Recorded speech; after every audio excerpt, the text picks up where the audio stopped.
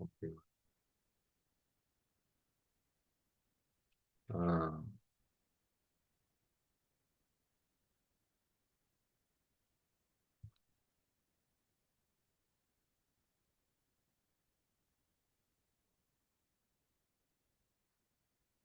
okay.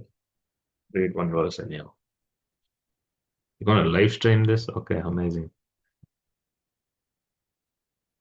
Okay, so Om Namo Bhagavate Vasudevaya, Om Namo Bhagavate Vasudevaya, Om Namo Bhagavate Vasudevaya. Srimad Bhagavad Gita, as it is Ki Jai, chapter 9, most confidential knowledge, text 24. Aham hi sarva yajnanam bhakta cha prabhur eva cha natu ma abhijanati tatvena tasyavanti te. Translation: I am the only enjoyer and master of all sacrifices, therefore, those who do not recognize my true transcendental nature fall down. Purport. Here it is clearly stated that there are many types of yajna performances recommended in the Vedic literatures, but actually all of them are meant for satisfying the Supreme Lord. Yajna means Vishnu. In the third chapter of Srimad Bhagavad Gita, it is clearly stated that one should only work for satisfying Yajna or Vishnu. The perfectional form of human civilization, known as Varnashrama Dharma, is specifically meant for satisfying Vishnu. Therefore, Krishna says in this verse, I am the enjoyer of all sacrifices because I am the supreme master. Less intelligent persons, however, without knowing this fact, worship demigods for temporary benefit. Therefore, they fall down due to material existence and do not achieve the desired goal of life. Okay, if however anyone has any material desire to be fulfilled, he had better pray for it to the Supreme Lord, although that is not pure devotion, and he will thus achieve the desired result. Srila Prabhupada. It's nice. I just picked a random one, but that kind of syncs with what I was thinking to talk.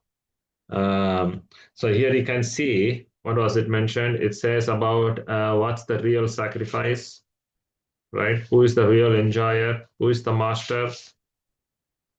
So Prabhupada is saying that there are many types of yajna, sacrifice, which are recommended in the scriptures, or whatever be the type of sacrifice, that is all meant to serve, please the Supreme Lord, Vishnu, Krishna. And whatever we do should be single-pointedly focused towards that. And in fact, that's the perfection of human life. And the civilization which is based around that is called Varnashrama Dharma, which is basically designed to be the life is designed to be around serving the Supreme, pleasing the Supreme Lord. So therefore, Krishna is confirmed as saying that I am the only enjoyer and I am the only Supreme Master. But however, even though we know all this, there are less intelligent people. Prabhupada says in Bhagavad Gita that even though this is very widely and strongly mentioned by the Supreme Lord, still people worship for material benefits the various devas and devis, right, for temporary benefit.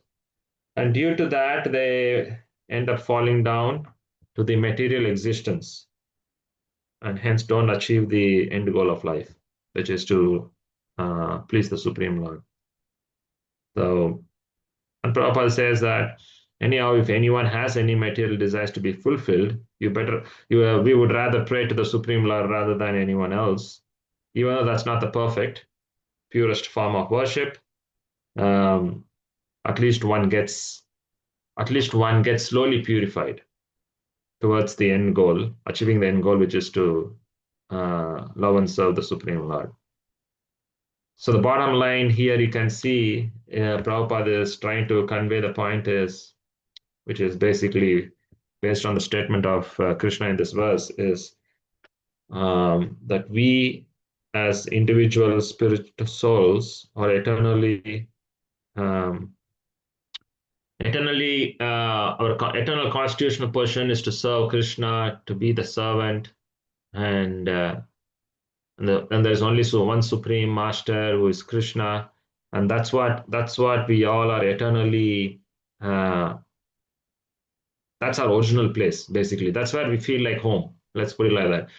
Right now, whatever we are trying to do is seems to be very a lot of artificial jugglery of um, things which we try to do so that we can feel happy. It could be job, it could be family. We're trying to reinvent the wheel every single time to figure out if we can make ourselves happy in various ways. But what's happening is we complicate the situation even further. In other words, we end up trying to look for being happy, but rather we end up finding more misery out of it. It doesn't mean we don't find happiness. We find a little bit of happiness and we end up getting more misery. So it's like, before I start the journey of being happy, I would have been 10% miserable, and maybe 0% happy. Then once I end the journey or end that first phase of journey to find happiness, I would have become 40% miserable and maybe 10% happy. The end graph is misery has increased, and I just got a small token of happiness. And then as the journey continues, it just gets worse and worse. And we get kind of put up in this complex web where at the end of the day, I've seen sometimes we speak with devotees, say, Prabhuji, what can I do? I mean, like, I can't go back now. Whatever I have started, I need to go with it. I need to live with it. How do I make it better with this situation? So we kind of get caught in the web, basically. We can't take a step back now. So that's why Prabhupada now has very nicely created this uh, international society of Krishna consciousness, ISKCON movement all over the world for people like us, to really untangle, get out of this whole scenario of being confused and caught in the web, rather be achieve real freedom by eternally, by not eternal, like by re-establishing our lost relationship with the Supreme Lord. And that's why Bhakti Siddhanta Saraswati Thakur comes, because Bhakti Thakur is kind of called as the father of the modern day Krishna conscious movement. Because once Chaitanya Mahaprabhu left, there were many of his followers like Goswamis, Narottam Das Thakur, whose appearance came yesterday, I believe, Srinivas Thakur, all these personalities, Srinivas Acharya, all these personalities, they push forward the movement, but after they left, the whole thing got messed up. In other words, all the upper sampradayas came into picture, and the whole Gaudiya Vaishnava philosophy became tainted with various upper sampradaya sense gratificatory version of practices. And what happened was the whole Gaudiya Vaishnava philosophy became started giving, it wasn't really conveying the real meaning after that. But Bhaktivinoda Thakur reinstated the whole thing. And by writing literatures, by using his position as a magistrate, he was boldly going and talking to influential people, preaching the Namahatta preaching. Basically, he was the expert in that. He was having many manamatas, trying to preach among the grassroots level, everyone, and even on the higher level through his influential position. And his fourth son was Bhakti Siddhanta Saraswati Thakur. 1874, he was born. He lived for 63 years.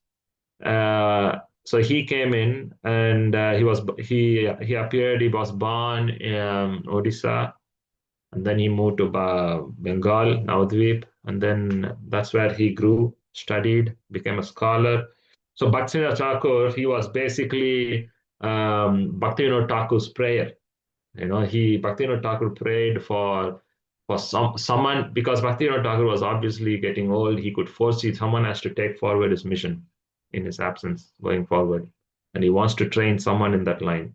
So Bhaktivinoda Thakur prayed for a ray of Vishnu, basically not an incarnation of Lord, but someone who is empowered. I can't say incarnation, someone who's been like a Shakti Veshavatar, like you could say, a ray of Vishnu kind of indicates that someone who is like so personally empowered by the Supreme Lord, who can come and push forward the mission. because these kind of like these, it's very interesting, like nowadays it's all, like Prabhupada made this whole preaching movement so easy. He made it look so easy, and his followers, obviously, all Prabhupada's sannyas disciples, grahastha disciples, and many of his followers, they made this ISKCON Hare Krishna movement, chanting of the holy name, distributing his books, preaching Krishna conscious so easy. When I say easy, they made it look like it's such a normal thing to do. They made it look it's so normal that we actually don't realize how rare it is or how difficult it is. Like the days when Bhaktivinoda Thakur, imagine, um, he didn't even have the next generation preacher. Okay, that's the situation he was in. He was in such a situation that he was actually praying for the empowered servitor of Lord Vishnu to come and push forward his mission. Imagine, that's how rare it was. That's how difficult it was to find a next gen preacher. And we all know Advaita Acharya did the same thing. Even Advaita Acharya, he was, he, as you know, he is a combined incarnation of Lord Vishnu and Shiva, Lord Shiva, and they both are.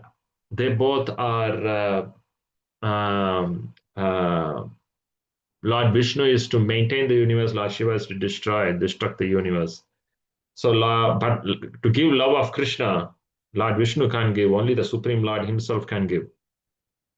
And hence the reason he prayed for the Lord Himself to come. You know what? This love for yourself can be only given by yourself. It can't be given by anyone, including me. And hence he prayed, and he appeared as Chaitanya Mahaprabhu, as we know, because in the mood of Srimati Radharani, who is the topmost lover of God. So, I mean, like you can see how rare and difficult it is, right? Narottam Das Thakur, for example, he is the one and only disciple of who? I forgot. Lokanath Swami. Is that the case? Ranjani Mai Prabhu? Yes, Prabhuji, I guess, yes, sir. Yes. Okay. Yes, he is he's the only disciple. So what happened was, you can see that he vigorously preached, and you can see how many songs he has all over the Vaishnava literature. You can see there are lots of songs written by Narottam Das Thakur. Prabhupada, in fact, said just by hearing Narottam Das Thakur's song, it's like a thunderbolt. You don't need to understand the meaning of his songs.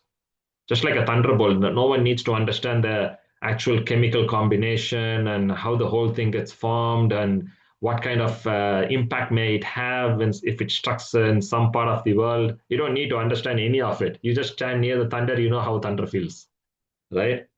So it's exactly like that. Prabhupada says that you don't need to understand a word. What Narottam Thakur has mentioned in his songs, you just hear, it's like a thunderbolt. You'll get an experience. So Prabhupada's one of the favorite Vaishnava acharyas in terms of the bhajans.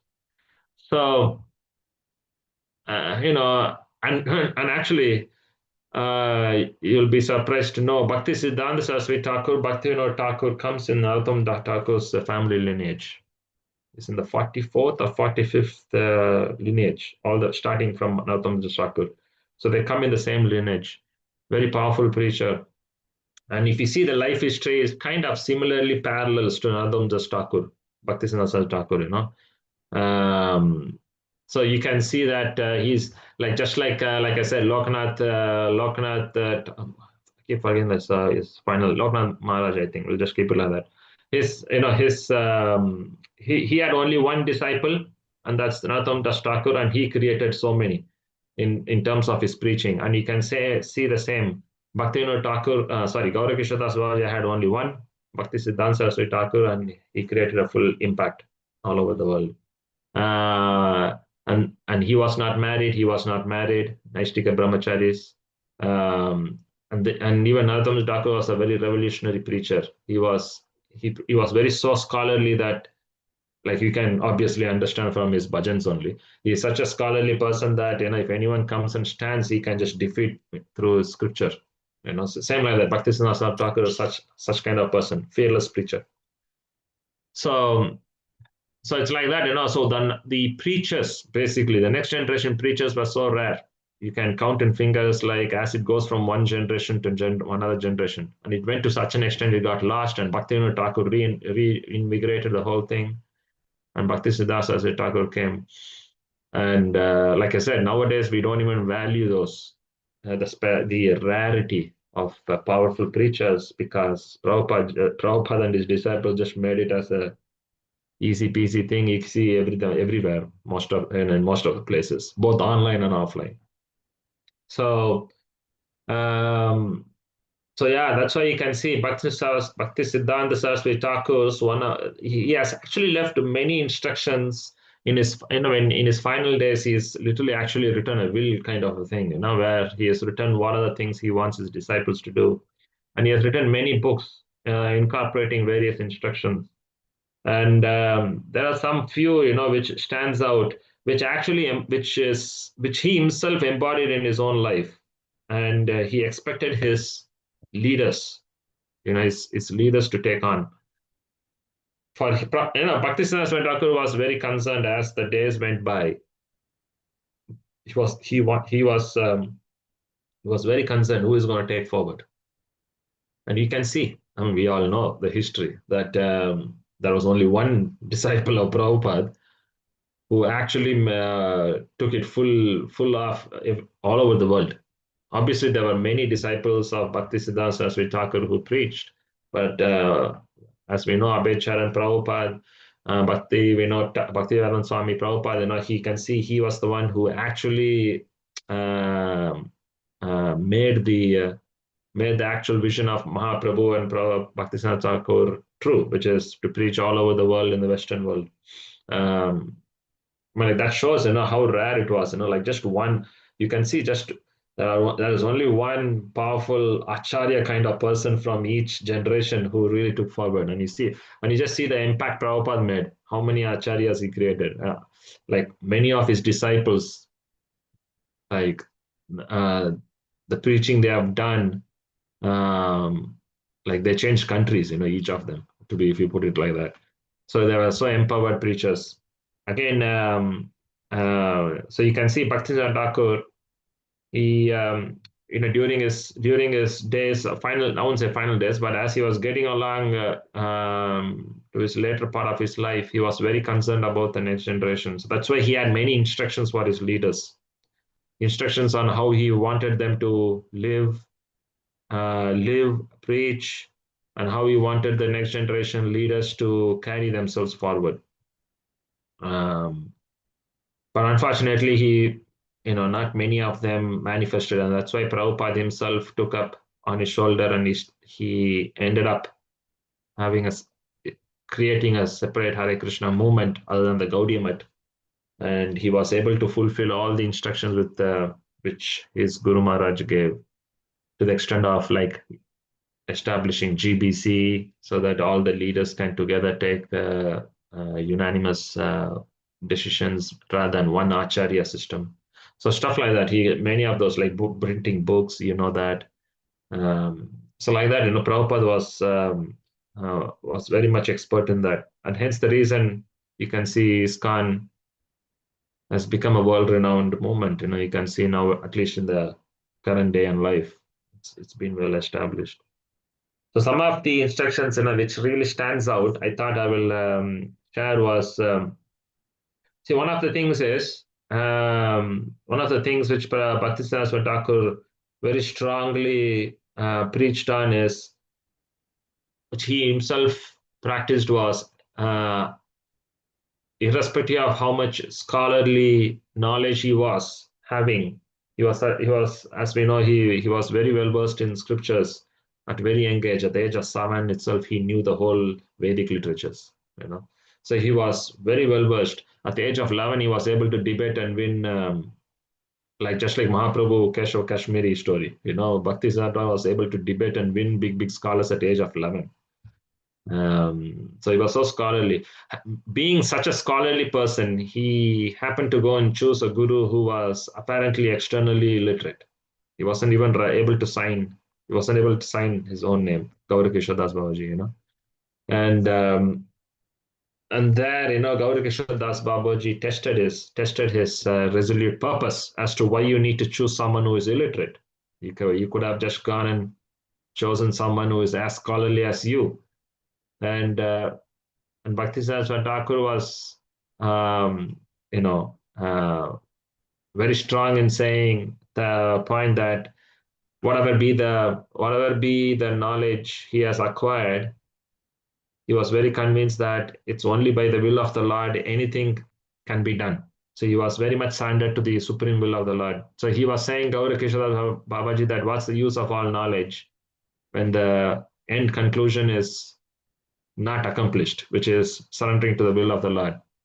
So he was saying that there is no one far better than you. So the Gaura Kishore Das Babaji, under the direction of Bhaktivinoda Thakur, he was very convinced to take initiation from him. And Gauri Kishore Das Babaji, after, like that whole episode was, he said no, and then he went to the extent of committing suicide by jumping into Ganges.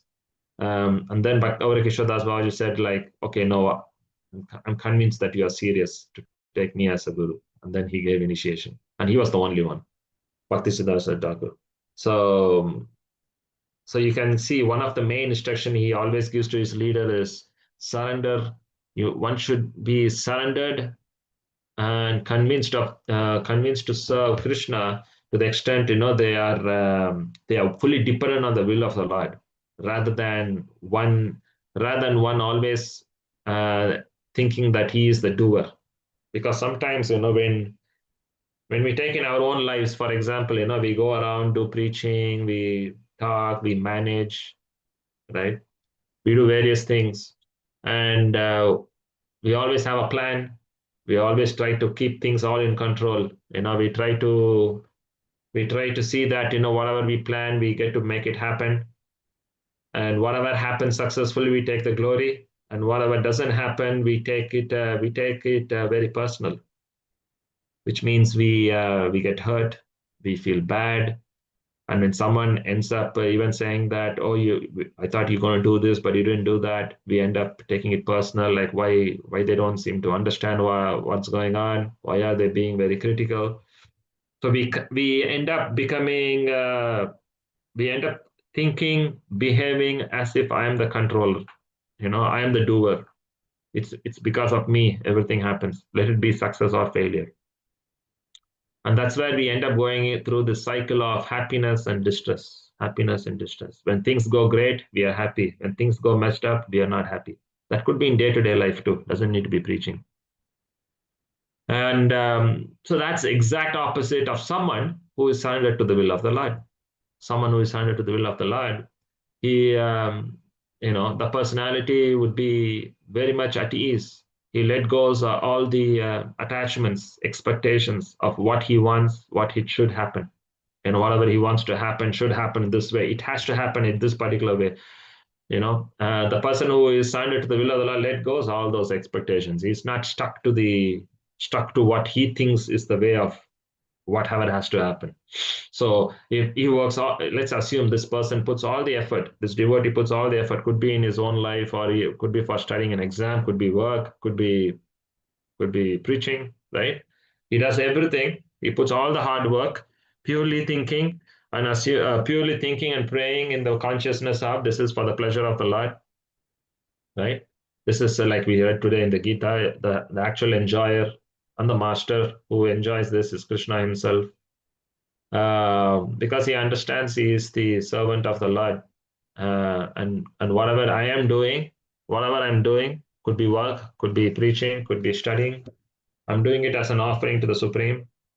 It could be me waking up in the morning for my sadhana. It could be me reading Srila Prabhupada's books. It could be cooking.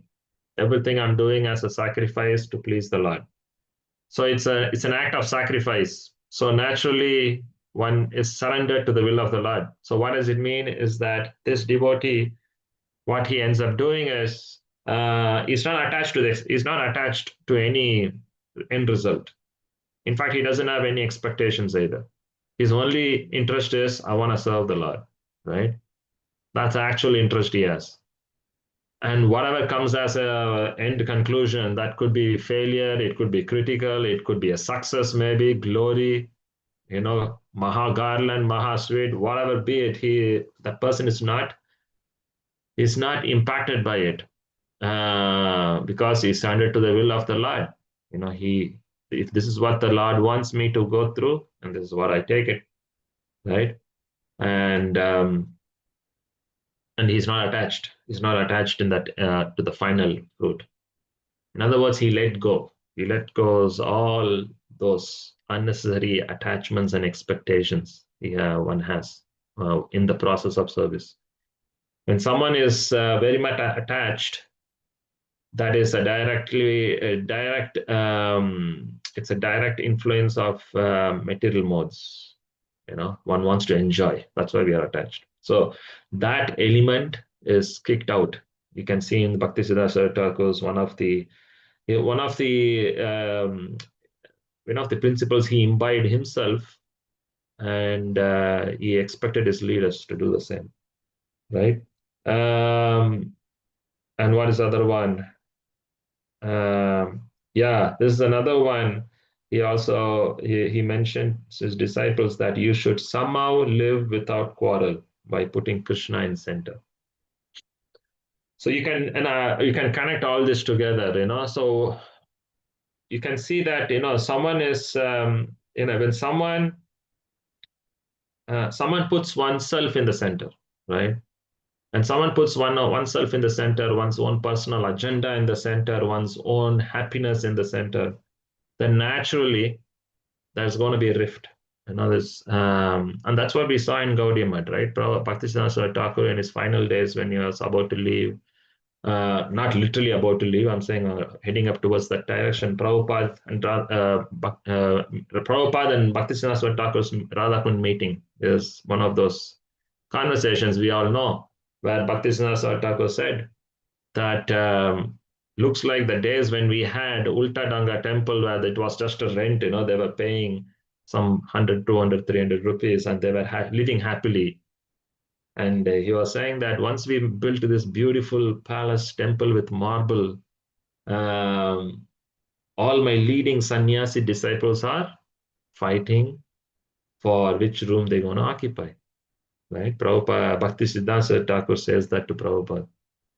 And then Prabhupada said, I wish I would just sell these marbles, get the money out of it, and print books, rather than having something which is creating conflict among our leaders. And that's where the famous instruction comes. He says, whenever you get money, just print books, he says to Prabhupada. So you can see all this quarrel and fight comes because everyone wants to put themselves in the center, and there's no concept of who is the servant, who is the master, right? It's the ulta in other ways. I'm the master, everyone else around me is a servant. And naturally the debate goes, who is going to get what? Why is someone getting that? So you can see Bhakti Siddhanta Saraswati Thakur on the other side, he was on the flip side, he was the opposite. To his own disciples, he used to, when his disciples used to come and pay obeisances to him, he used to say, what? Famous word, dasas me. How can I be a servant? How can I serve you? He's a guru, an acharya, and an empowered preacher of the Supreme Lord, ray of Vishnu. Okay. And when a chota disciple comes and pays obeisances, he says, how can I serve you?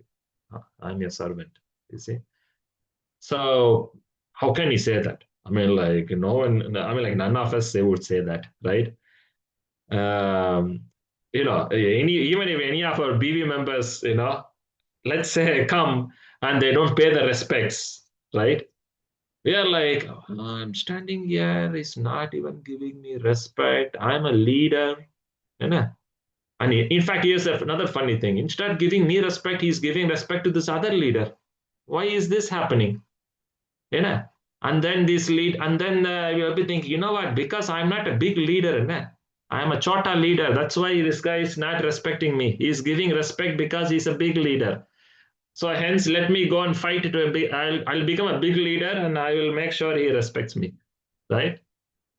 Everyone is fighting for respect. You know, where is this Trinadapi Chunichena story?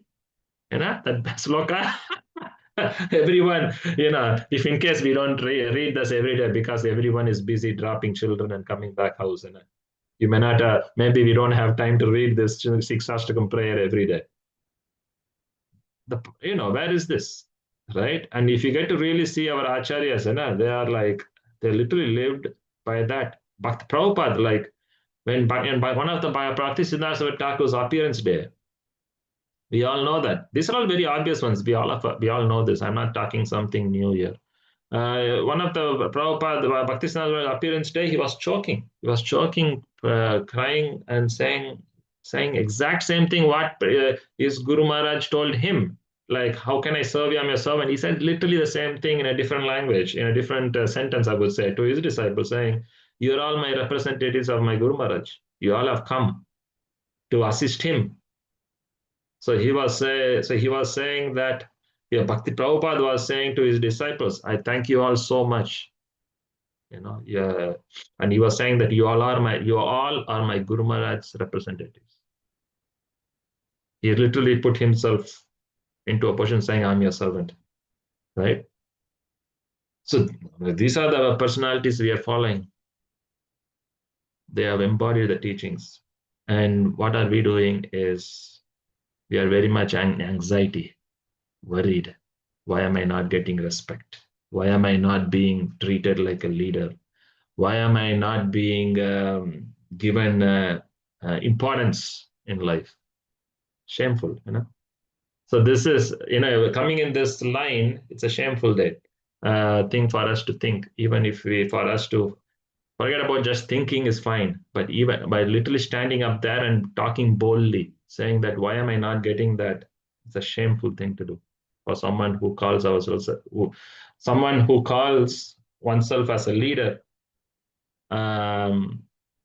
It's a shameful thing because Krishna will never be happy to hear these things. Bhaktisiddhanta Thakur, if he was there, he would have spit at our face.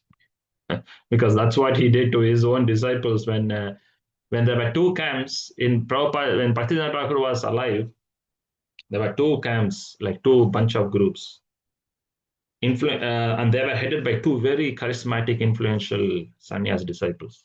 And one of the leader was very much practical, good manager. Let's put it like that. He was a very good manager. Manager means he knows how to run the mutt in a very nice way. A very spiritual personality, but a very good manager. He knew how to run the show on the ground.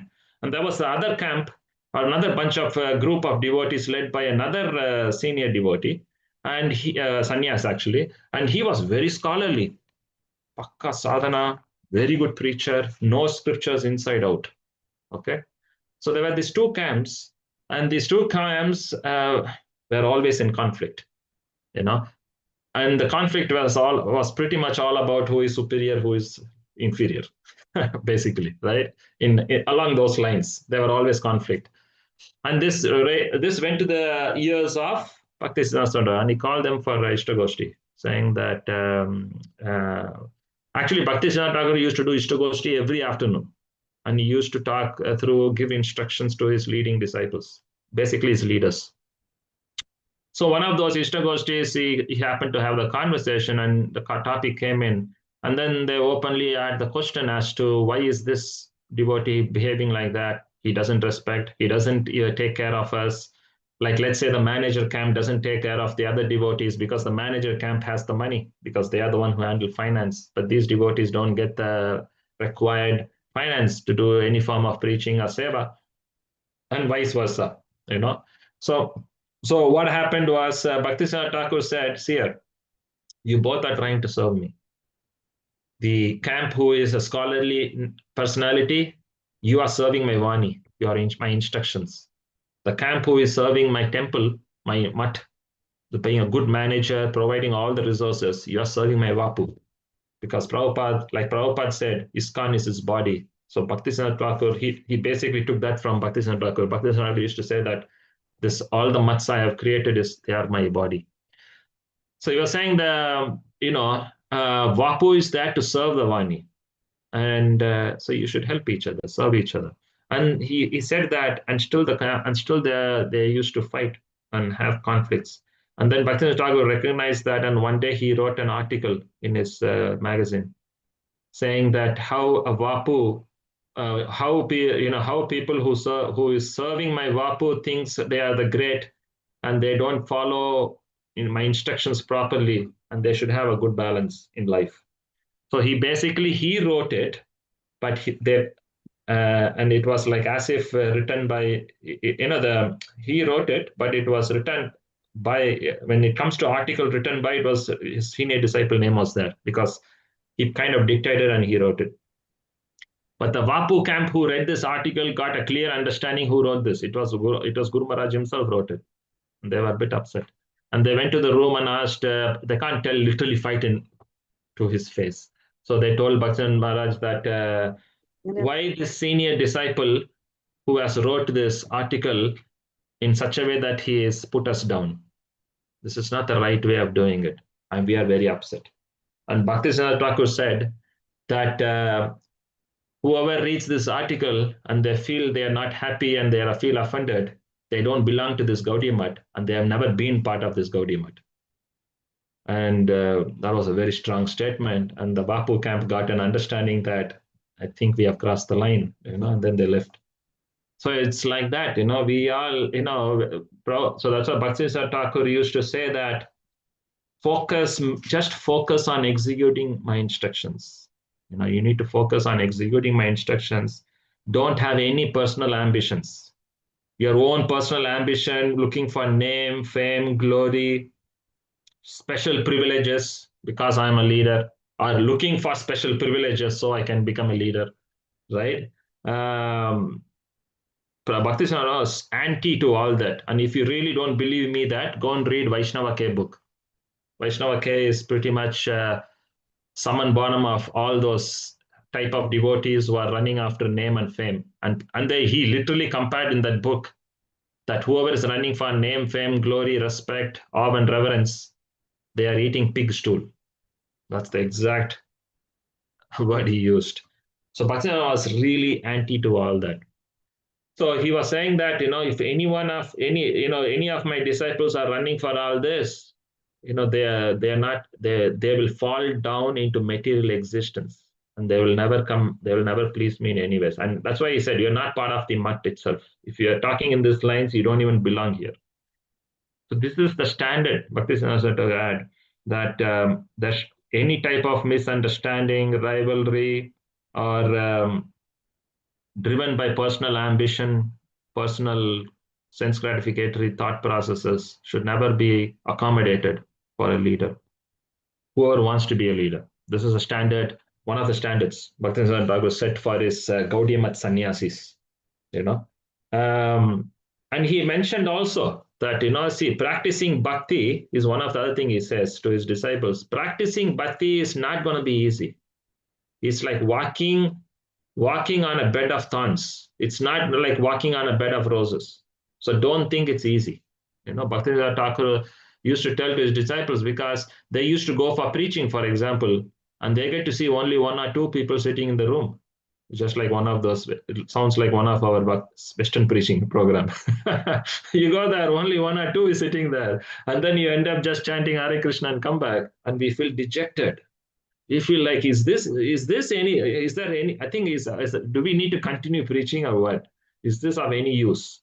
Why do we need to do this? Is it it doesn't give any fruit. What am I doing here? And one of these leading sannyas disciples came and told Prabhupada that Prabhupada that it's only two people came. There was no one else. And funnily, he was so happy. Bhaktivinoda was so happy, saying, wow, two interested souls have come and you have given them Krishna. I'm so pleased with you. And he said, in fact, who cares? Even if that two doesn't come, there was anyway 4 empty walls. You can preach to those. So he was saying, in conclusion, saying that you are preaching to please Krishna, not the public. So you can happily go on, continue preaching. Don't worry about who is there, who is not there.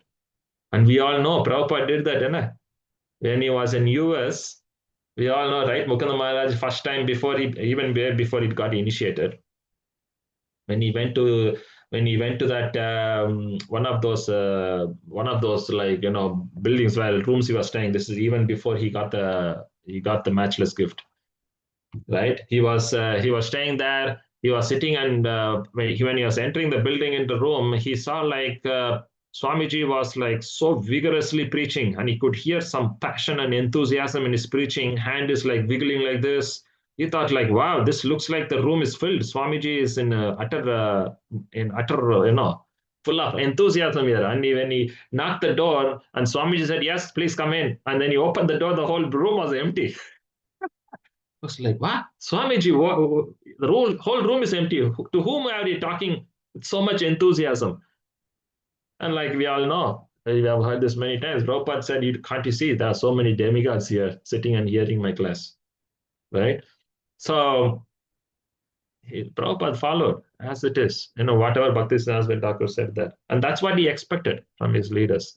In fact, one joke is there. One of the Prabhupada, Bhakti Siddhanta Thakur's leading sannyas disciple, amazing preacher. I mean, like he is one of the stalwart preachers in his wing, And he went to one of the classes, big gathering. He preached so nicely, and class was amazing. After the class, everyone was saying, "This is one of mind-blowing class. I've never heard this kind of class before. So inspiring."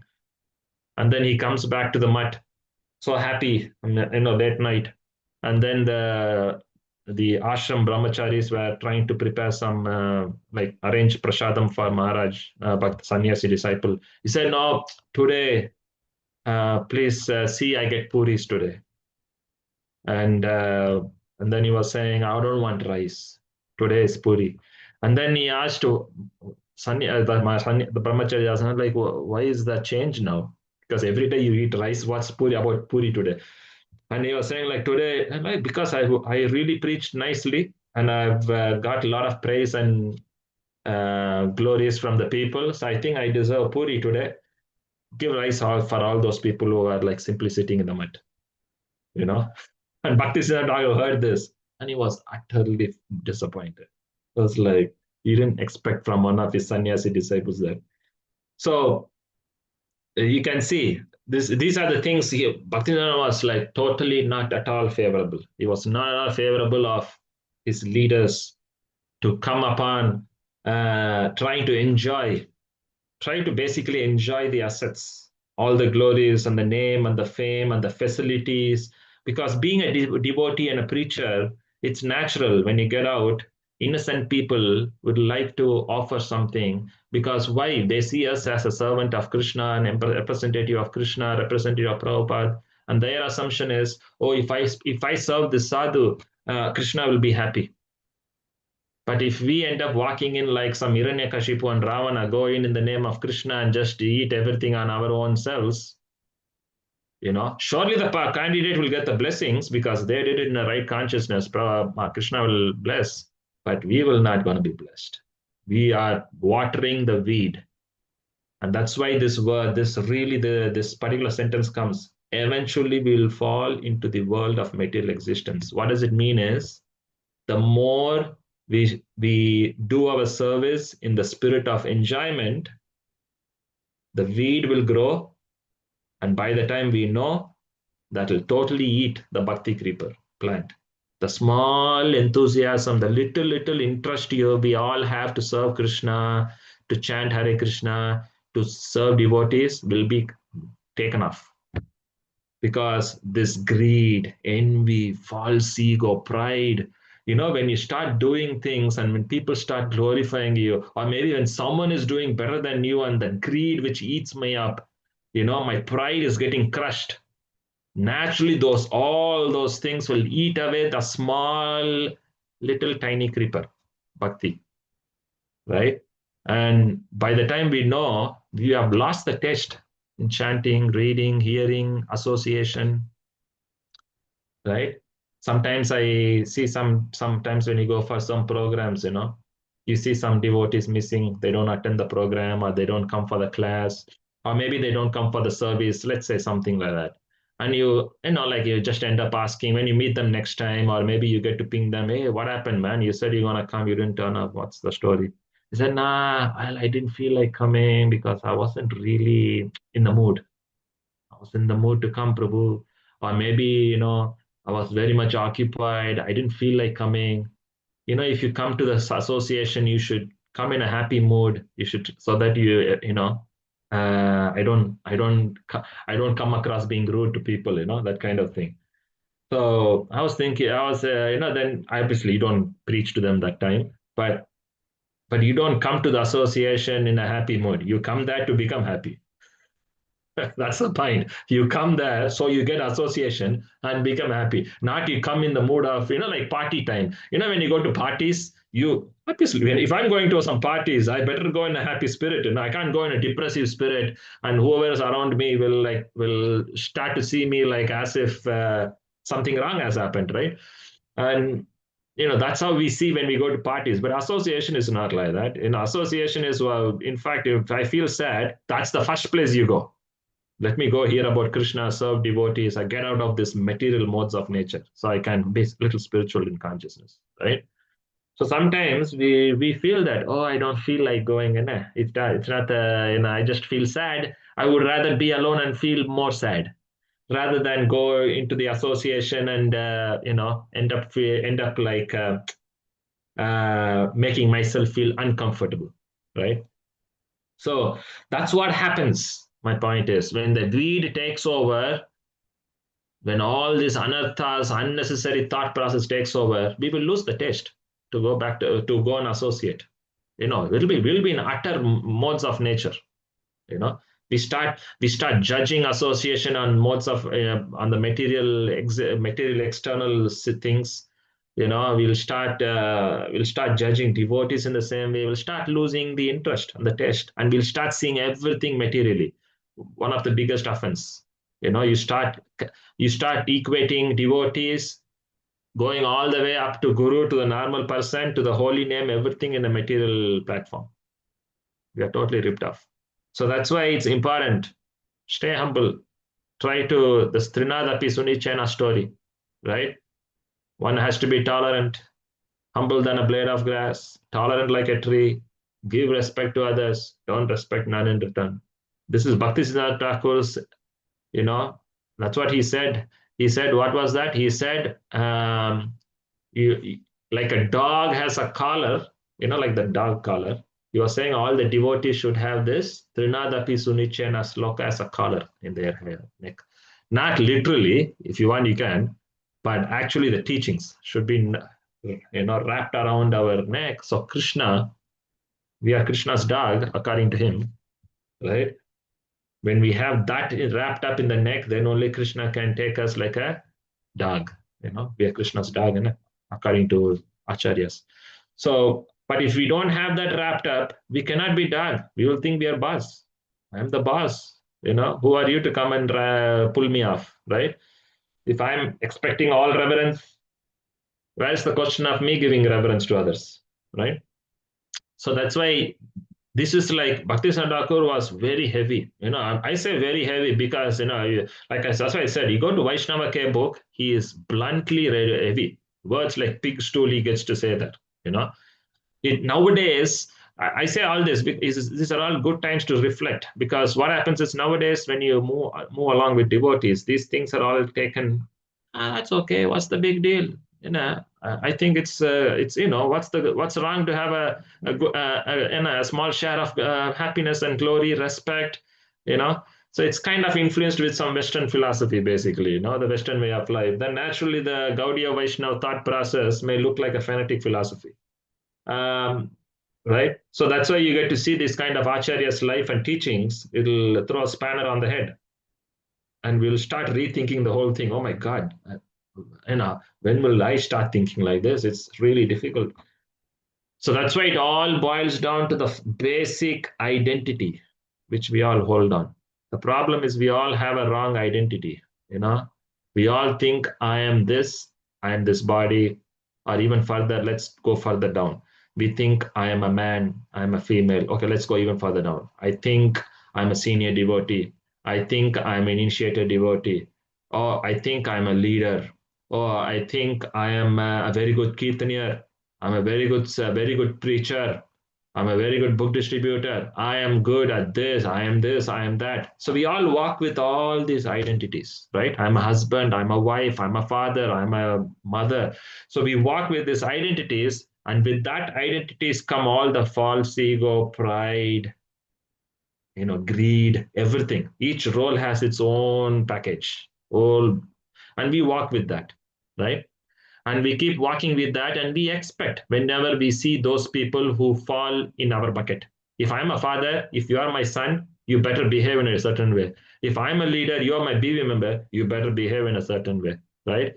And let's say we are all working together as leaders, and if I'm a senior leader, you are a junior leader, or maybe I'm a leader who is in par with you, and we are competing each other, then obviously we I will look at you in a different way. There's a certain baggage comes in with it, language, thought process, thinking, feeling, willing. The whole thing changes because we all take different identities at every single scenario in our life. We have multiple identities. We switch like anything.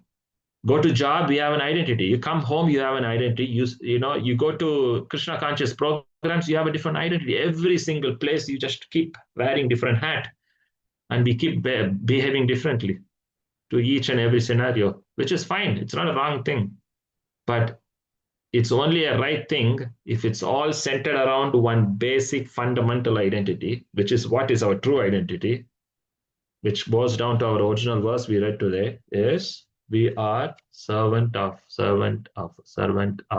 Krishna and his pure devotees. And he's the only master. And any so-called secondary identities I take to execute the duties of life, it's under the code and contact and will of the first identity, the primary identity, which is I'm the servant of the Lord. So that what does it mean? That means anything I do, I'm doing it for the pleasure of the Lord. Not I am the master and everyone is my servant. That's not Bhakti Siddhanta Thakur lived by, preached, and gave as an instruction. He didn't do that. Or Prabhupada, or any of his disciples, right? So that's why only those who actually take on this mindset and consciousness can actually always chant Krishna and never forget him.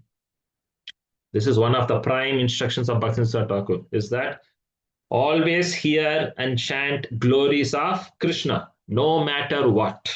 It could be a success or a failure, right? Or fame or defame, whatever be it. One should always learn how to chant and glorify Supreme Lord. That's what is one of his main things. And then he says how to always chant is the Trinadapi Sunichana. He goes to that. But this is all possible. Trinadapi Sunichana concept and all won't work if we have a wrong identity, If our identity is not, if it's not the concept of I am a servant and you are my master, Trinadapi Sunichana has no meaning at all. I mean, like what? I can just say in the morning and go to bed. Okay. So that's why it's very important. We need to first put ourselves in the right place. We need to acknowledge, we need to work towards this right identity as to I am the servant of the Lord. And this is all matters. And this is what I'm working towards.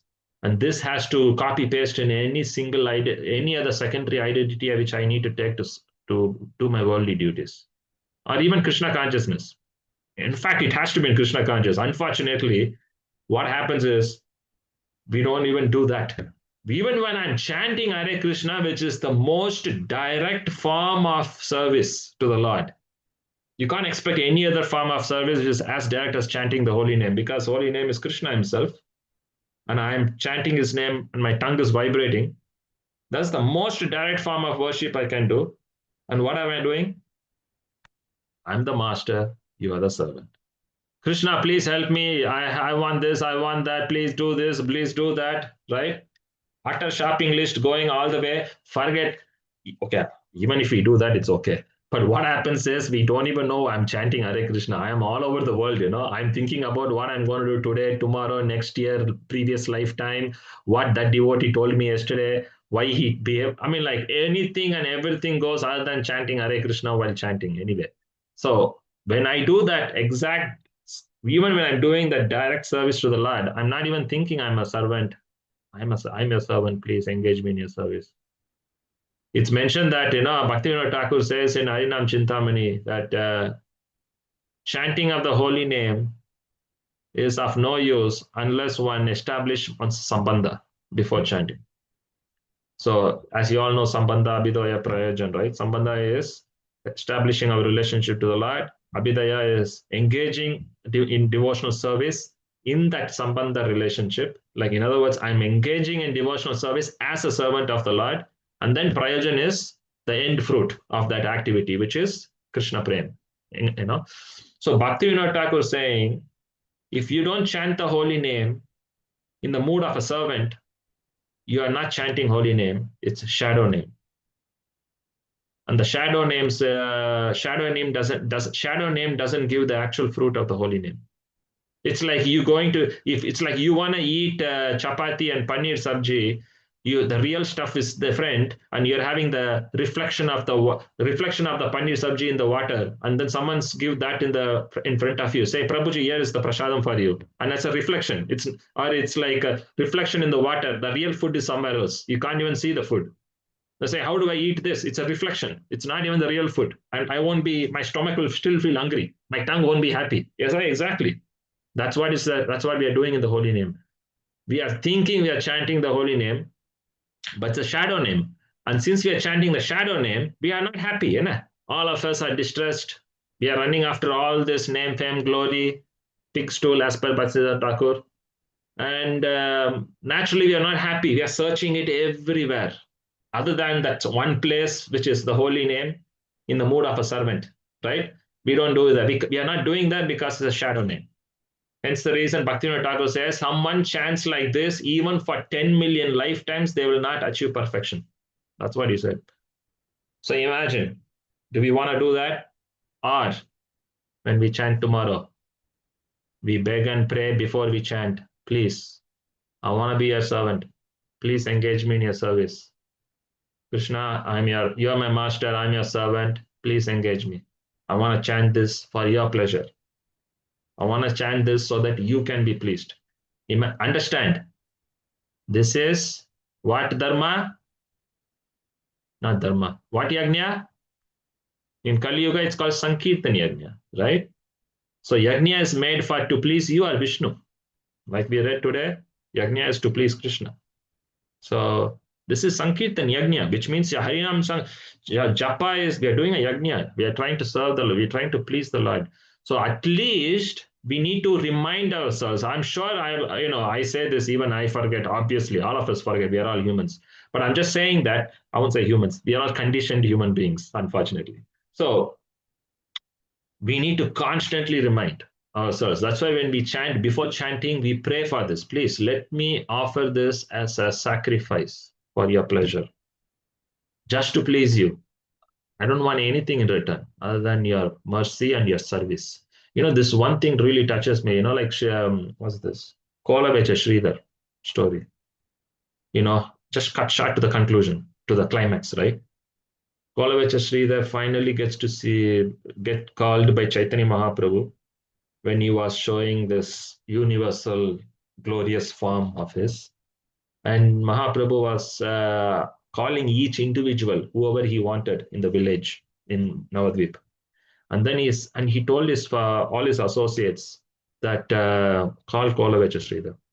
And none of the associate knew who is this guy. Kolavecha Sridhar literally means banana seller, and his name is Sridhar. Imagine, okay, you're living in a town and there was some banana seller in some corner of the street. And let's say your boss tells, go and call Mr. Sridhar who sells banana. I mean, like, you're living in a town where there are hundreds of people who sells banana in the street. And you're like, who is? So all the associates were like confused. Which banana seller you're calling? Who is Sridhar? Is he like, what? Is he a great acharya or what? No one knows him. He's just some guy standing in some corner of the street selling banana. So what you should do is all these associates were confused. Who is this Kolavecha Sridhar? And then they ended up knocking doors and running after streets to find yo, who is Sridhar, man? This Mahaprabhu is here waiting to give you blessings. Come. And they were like literally keeping a microphone and calling out. And then the scholar which said, yeah, that's me. I said, yeah, come. Mahaprabhu has called you. And by the time they said that, he fainted down. And they were like, man, time's running up and you're on the street falling down. And they literally picked him up and said, like, just go and drop him there. And they went to this house and then they dropped him on the floor. And then he woke up. By the time he woke up, he saw this magnificent form of Chaitanya Mahaprabhu. And he was like, he saw, again, he fell down. And this happened for a few times. And then he woke up. And then Mahaprabhu said, I'm pleased with your service. I want to give you a benediction. Ask me anything. And Kolavich Sridhar, in his usual way, he said, I don't want anything. I just don't want anything. Just leave me alone. I just want your darshan. That's it. So Mahaprabhu said, no, I have to give you something. You have come all the way here and you have pleased me. You need to ask something. He was quiet. He said, no, I don't want anything. And then Mahaprabhu said, okay, you know what? I'm going to give you a perfection where you can go and merge. First he said, you're going to become a king. I want to make you a king of this whole place. He said, no, please don't give me any king. That's not a happy job to be. Please don't give. Then he said, okay, you know what? You're going to go and merge into my Brahma Jyoti and you can achieve eternal peace. And he said, no, please, you don't ever do that. I don't want to merge anywhere near you. Please don't do that. Then he said, okay, you know what? I'll give you all opulence and you can stay in my spiritual world. You can have all opulence, everything taken care. You don't even need to worry. Lakshmi Devi will bless you with everything. He said, no, please, my Lord, don't please give me any opulence. Then I'll totally forget who you are. I'll totally forget what's my position. I don't want to trade anything which will forget my position to you. Then Mahaprabhu said, then ask me something. I cannot leave you without giving anything. And this Kolavecha Sridhar said, since you're really insisting, I just want one thing from you, if this is what you want to give me. And he said that any time in the future you appear in this planet, I just want to see you in the same beautiful form as Gauranga Mahaprabhu and serve you. Sell this banana cups to you. I just want to do that. I don't want anything. Then Chaitanya Mahaprabhu was so touched hearing that. Here you have a bunch of people all over the universe standing in queue, the demigods, you name it. And they all are standing asking for some personal benefit. Give me this position, give me that opulence, give me this name, give me that fame, right? All the stories, all the way going from Lord Indra to Brahma and even to Hiranyakashipu to Ravana, you name it, right? Everyone is asking, give me this, give me that. And here he is, Kolavecha Sridhar, who is already a beggar anyway. He didn't even have a dhoti to wear, torn cloth he was wearing on his hip, standing there and selling stuff. And he said, I don't want anything. Please don't you give anything to me other than this one thing. Every single incarnation you take in the future, I just want to sell the banana cups to you. I want to be part of this Leela, and I want to see your beautiful lotus face every single day. Mahaprabhu was utterly touched seeing that loving exchange, that loving words he said. And he said, you know what? I'm going to give you something which Lord Brahma, Lord Shiva, everyone is standing in the queue and asking for, and I'm going to give you this. And he said, I'm going to give you Krishna Prem. And when he said that, all the associates fell down unconscious. They were like, wow. They were like, everyone is crying for that thing. And that's why everyone is rotating around Chaitanya Mahaprabhu, begging for this one single thing. Please bless us with love of God. And here is Kolavecha Sridhar, no monkey donkey knows who he is. He came all the way in and snatched that and he's walking off. I think, who is this Kolavecha Sridhar? So fortunate. He got blessed with this thing which everyone is waiting in the queue for. So, this is the potency of simple, loving devotional service. No complication. Full stop, period. Right? I don't care you're a leader. I don't care you're a toilet cleaner. Okay? I don't care if you have all the name, fame in the planet. I don't care if everyone criticizes you. But if I have this spirit of service I just want to serve you. I have nothing else in the business, in this world to do. This is what Bhakti Siddhanta Thakur, Prabhupada, when Prabhupada, when he was, when he was a Grahastha, and then, Bhakti Siddhanta Thakur left the world. During that period, the Gaudiya Mutt split into two camps, right? And and I said two camps, split into multiple camps, where they started, each camp was thinking on how they can appoint their own acharya and have their own properties and wealth. They had all the wealth and all the name and fame and big sannyasis in their group. And here is Bhakti Bhaktivedanta Swami, Prabhupada, and then no one gave a monkey donkey to them. He was like just a normal grahastha then, when Prabhupada, the Bhaktisiddhanta left the world. He was not even a sannyasi that time. And no one cared. He didn't even exist in the all these big lions, acharyas then, after Bhaktisiddhanta, they took up the mutt, split into many bifurcations, took the property, went, they established. In the eye of the world, they were the acharyas. They were the owners of Gaudiya Mutt. They were the next Bhakti Siddhanta Sarasvati Thakurs. And who is Abhay Charan? Some guy selling medicines on the corner of the street. Okay? He had nothing in his pocket. He was no one. In fact, he was so no one that they didn't even give him a mirdanga or katals when he traveled for preaching. He was such a beggar. Okay? Prabhupada said that I didn't have anything, but there was one thing I had which I never gave up in return for nothing, right? Which is to execute the instructions of my Guru Maharaj. And you can see, he did all across till he landed in US. Even though he was beaten, hit by a bull in Delhi, beaten by a drunkard in Boston, he stuck to his principle, I'm serving my Guru Maharaj, right? Stuck to that for months and years. And time answered the question, which is, who is the greatest acharya? We all know. So Prabhupada said, I didn't have anything, but today everyone is glorifying me. This is the mercy of my Guru Maharaj, right? So this is the power of devotional service. I just want to highlight that you can see consistently in the eye of the world.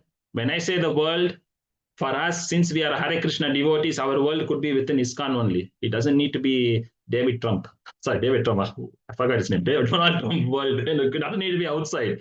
I said Donald Trump. I'm not attacking him. All I'm saying is, I'm not saying the world outside, big leaders, right? We all know he's the top leader now in the external world. But I'm just saying, I'm not talking that. I'm talking about our ISKCON world. We all devotees. So for us, ISKCON is the world, right? So we, in that world of ISKCON, maybe no one is respecting me. Maybe no one even cares a damn about me. No one even tells anything to me. No one gives any form of acknowledgement. No, in fact, they criticize maybe, or in fact, they may do anything, which puts me off. Yeah. But if I be stuck, if I push myself, constantly remind myself, that's why japa is the thing. When I constantly do the japa in a state of, I'm a servant of the Lord. I'm here to do this japa yagna to please you, Krishna. Whatever I'm reading, so that I can serve you, I can worship you through intelligence. That's what Krishna says in Bhagavad Gita. Whoever reads this conversation between you and me, Arjuna, they worship me through their intelligence. So if I do every single act of this as a service, as a pleasure, as a servant to please you, and we know what happened in the history for people who are followed this humble state of consciousness. They become glorious. Krishna will gonna make their life glorious. Their life is gonna be spotlighted, just like it happened to Kolavaja Sridhar all the way to Prabhupada, right? So we need to understand that we can't. The more we end up running after name, fame, glory, and personal sense gratificatory, ambitious mood of trying to serve. Yeah, it could be someone.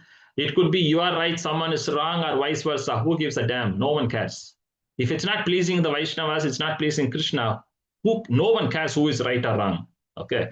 If it's of a displeasure created to the Vaishnava community and hence to the Lord, no one is gonna. The person who is acting, in a egoistic, prideful way, thinking I am the boss because because I have this identity that I am a devotee, right? I'm a big devotee. That's why everyone behaves like that.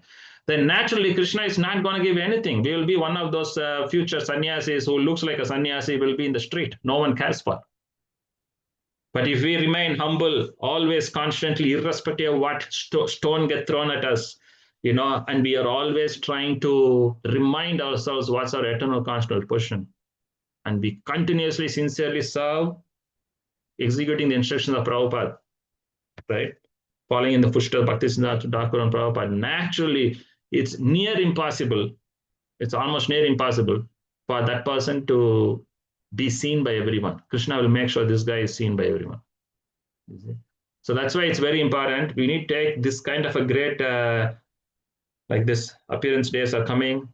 These are like great examples to see, because we are living in a world where where where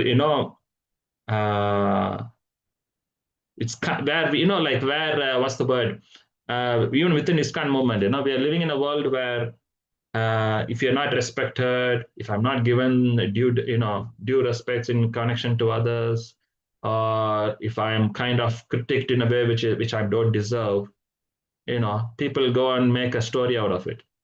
But that's not the Gaudiya. I'm not saying scenarios where people get exploited. That's a different. You need to stand up for those things. People exploit you. We need to stand up for that. But I'm just talking the normal case where just an innocent critic or innocent, maybe not given the due respects.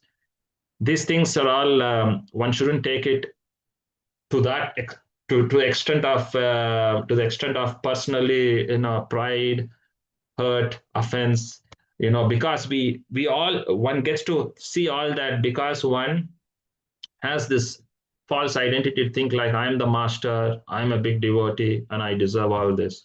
That it's not a mood of a servant. That's what I want to say. If someone has taken a mood of a servant and behaves in such a way, even those critics, one gets to act differently, gets to think differently, and again serve in a very empowered way.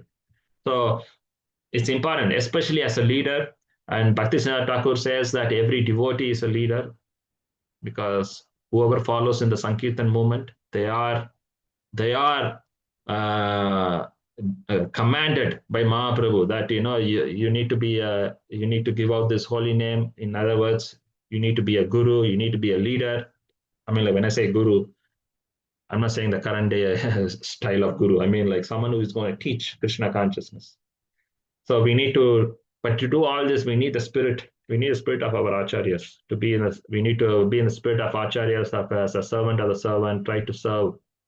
If the service spirit is not there, please, I mean, like your life is miserable. And I say that I'm not saying I am the mood of a servant. Okay, we all in a bossy spirit, but what I'm trying to say is we need to be convinced that this is the only way forward.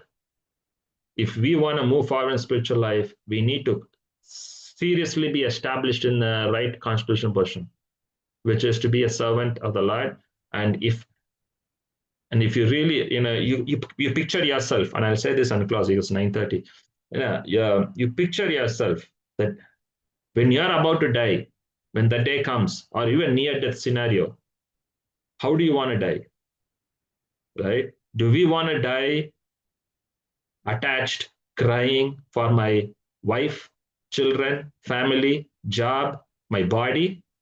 Or do we want to die totally untouched by all our material belongings and just purely crying for love for Krishna?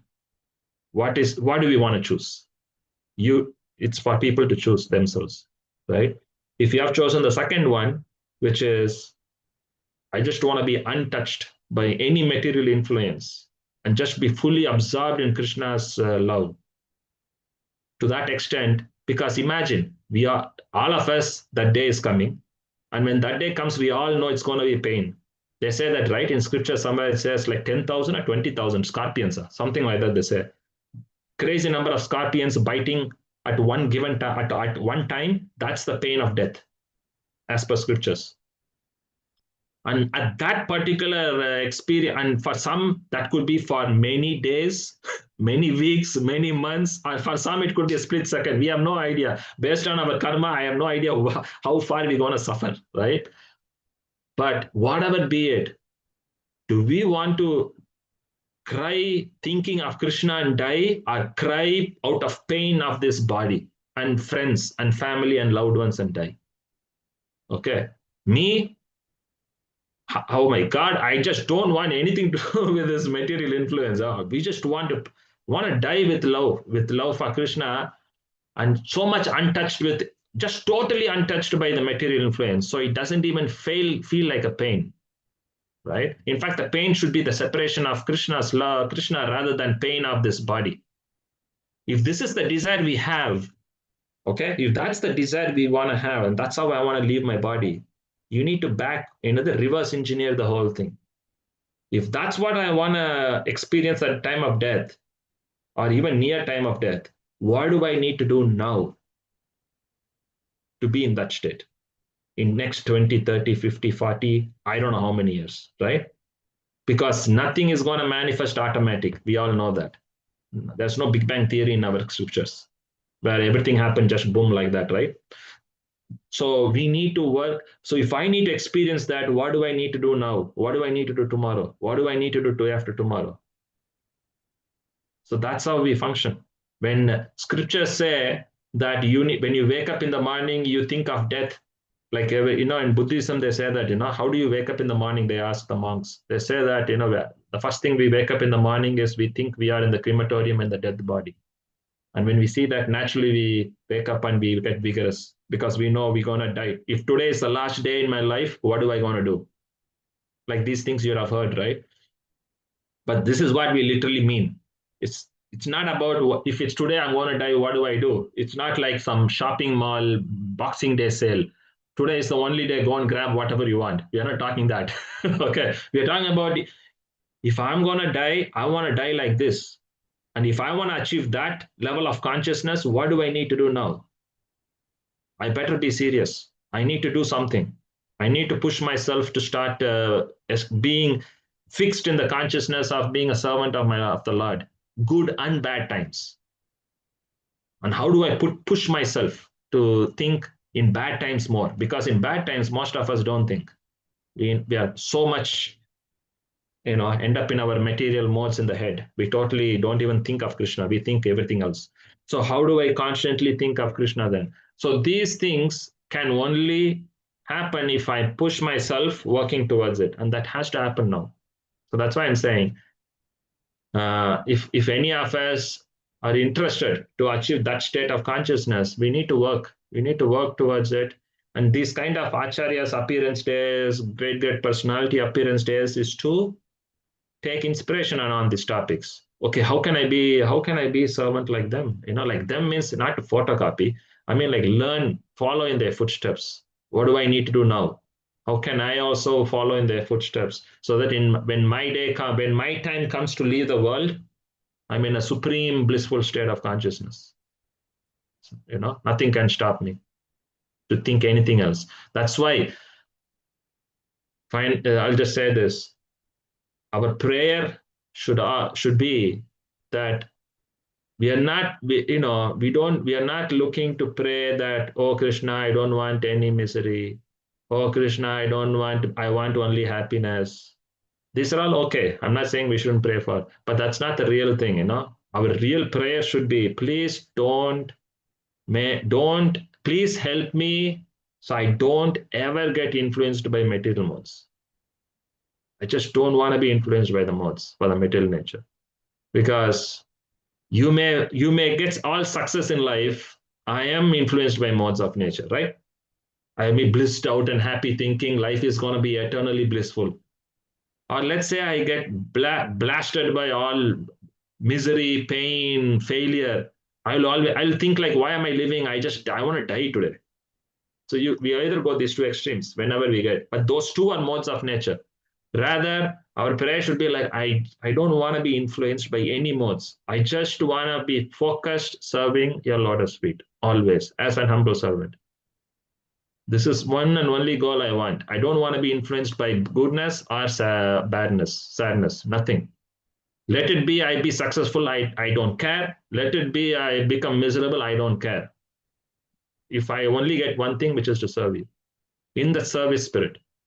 That's the ultimate prayer and the gift you can have from the Supreme Lord.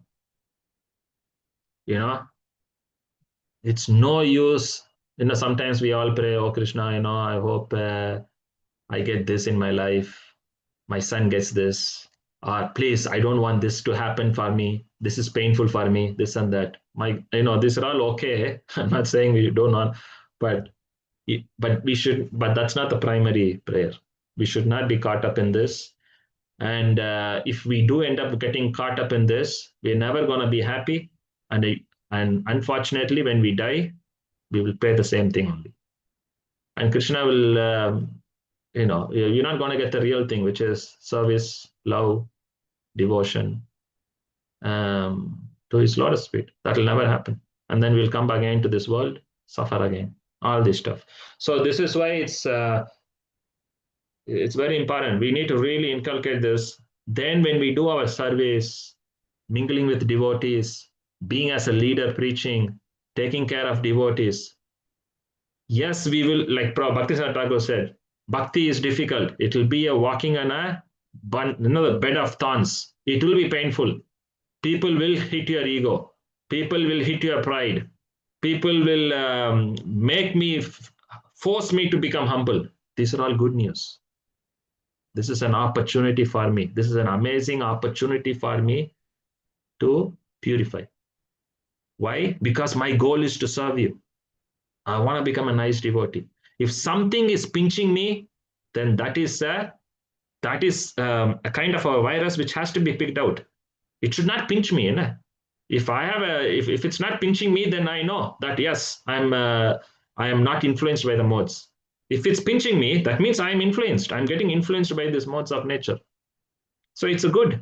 So if something is happening and it's pinching me, it's good. Sit down, write, see what is pinching you, take the thorn off and go again. So again, one thorn will come, take it out. Again, we need to keep doing until the time comes, no thorn is pinching me because I am absorbed in my service to the Supreme Lord. That's the ultimate freedom we all are actually praying for. We all believe it or not, we are all praying for this only. But unfortunately, we are all like, looking at the wrong place for happiness. We think like if no problem comes, Krishna is merciful to me. If all problem comes, oh, Krishna is so cruel to me. So we are like literally looking at the wrong ways, everything. Rather, we should, none of this should bother me. Rather, I should be focused on how I can constantly be enthusiastic to serve you, So anyhow, so I thought I'll tell this because Bhaktisiddhanta Thakur's life is prime example of this. And he was just he was a hardcore practitioner of this. And he was a hardcore preacher of this. And hence the reason he literally dedicated one whole book called Vaishnava Ke, blasting people who are having anything other than pure devotional service. Black and white, and he literally tells bad words in one sense, right? So I thought it's very nice. If there is one thing we can imbibe or pray for is follow in his footsteps, is to get that pure bhakti. And not just get that pure bhakti, but we really be established in that state of consciousness so that nothing can influence. Good days or bad days, I don't care. My only mission and desire is to serve. And whatever good or bad happens, it just fuels that interest to serve him. Doesn't take me off. So that prayer is something we should have. We should pray to Bhaktisiddhanta Thakur. And on a daily basis, when we chant the holy name, we bring that same thing in our prayer. While chanting, this is what we pray for. Please let me be focused in serving your lotus feet. And let me offer this japa yagna for your pleasure. This is a yagna I'm doing for your pleasure. Nothing to do with me.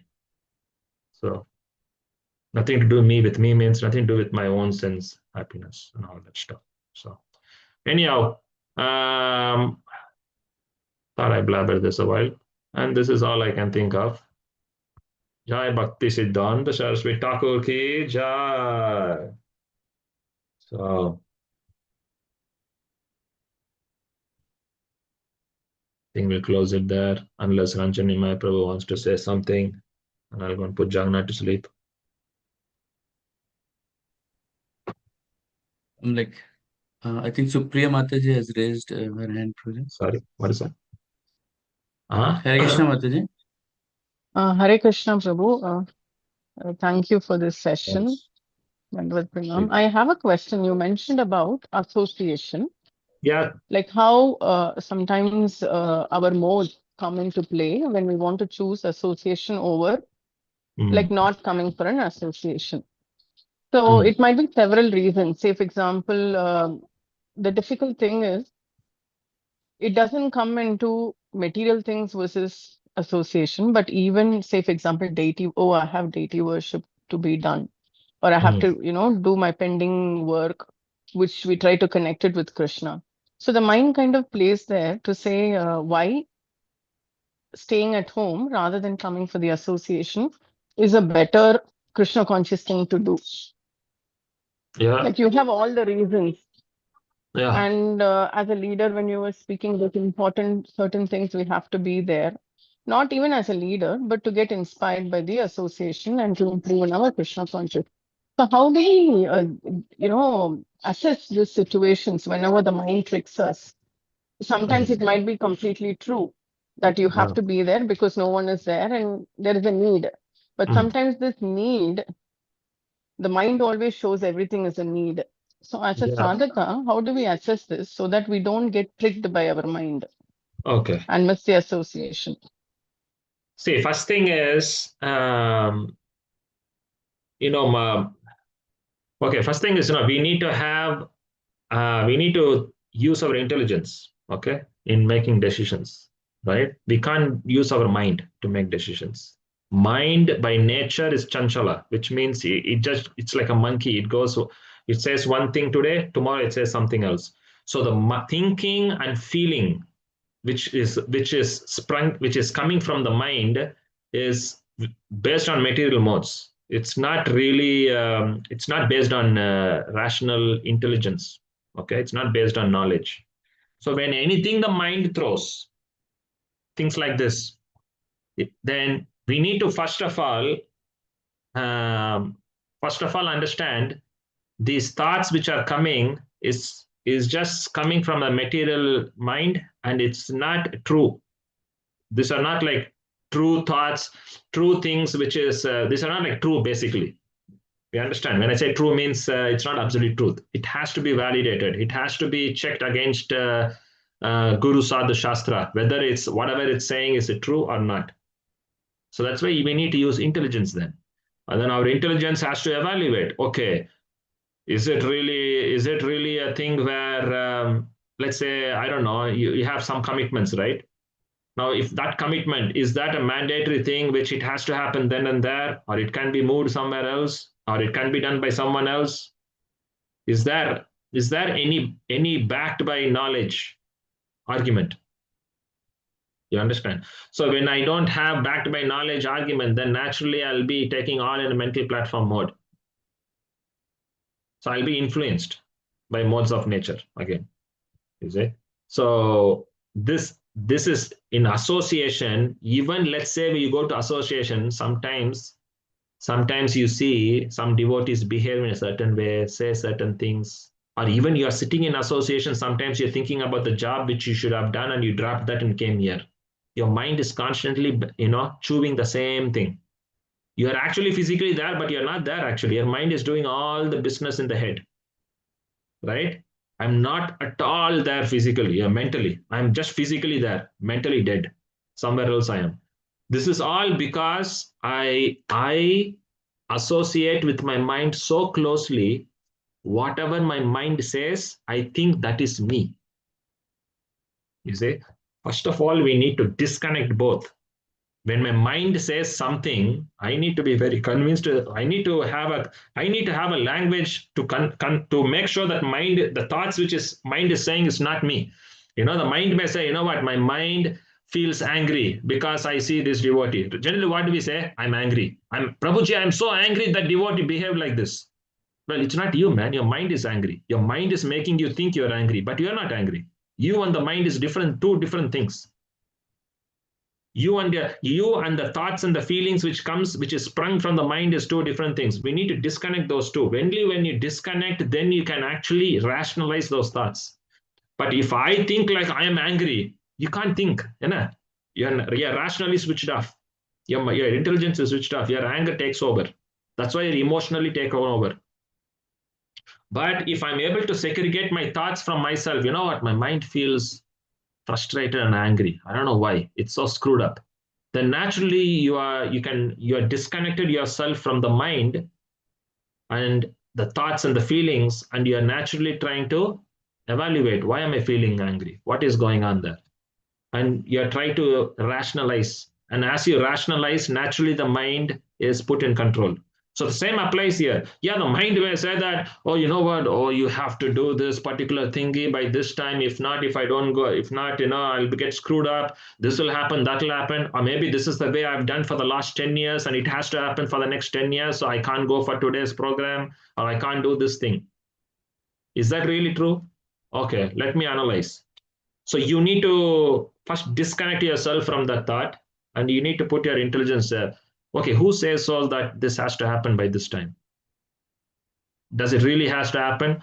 I don't know if it's true or not. Okay, if I don't know, then maybe I can ask some of my mentor or a senior or whoever I rely upon very closely and say, you know what, this is the confusion. I'm thinking this. Is this really true?